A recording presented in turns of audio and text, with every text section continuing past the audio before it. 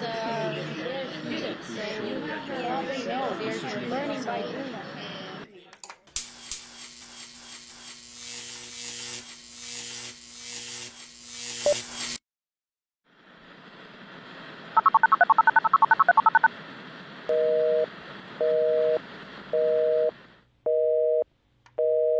Of course, it's an ongoing process. Everybody, as a filmmaker, takes time to learn the techniques.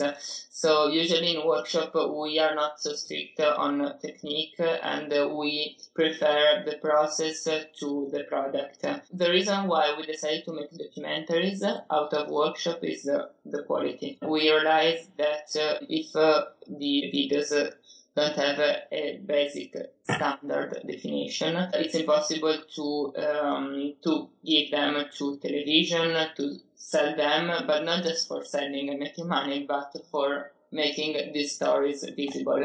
This is why we've made several documentaries on self-expression. So we film people filming themselves.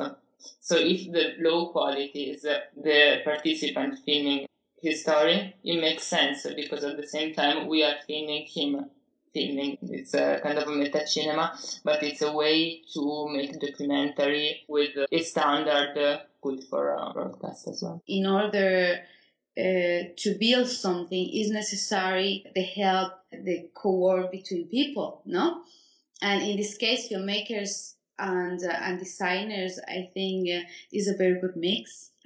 Inside of the filmmaking, there is one thing which is very, very creative, and I think this is something that we share with the designers. And the other part is the part of the organization, you know, how you build your story, how you get everything in order to create. I think it's vital, it's necessary, it's something that both of us probably need, no? Art is part of our everyday life. Yes. Maybe everybody could be an artist. Of course, because it's a necessity for people, I think, to make art.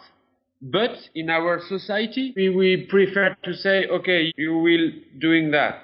You will be a postman. You will be a contable. You're an engineer. So you don't know how to draw. Me, I don't know how to draw. I can't have a pencil in my hand. But, you know, art is just a feeling to make something and to like to make it.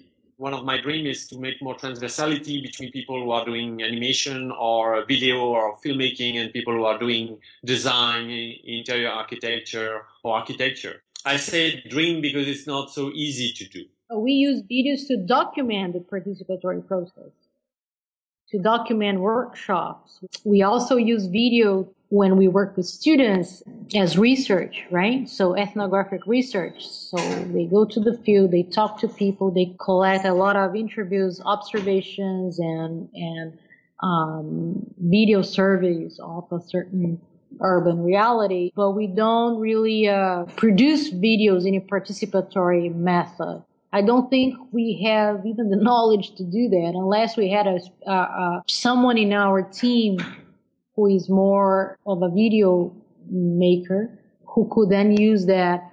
There's the technique of making a good documentary. You need to be skilled in that. And then there's also the art of script writing and storytelling, which I think those are all skills that one needs to learn. I have to admit, so far, we have been driven more by passion and zeal than by knowledge. So now the next step would be to say, we have a good story, but we need some technical input to make that storytelling effective.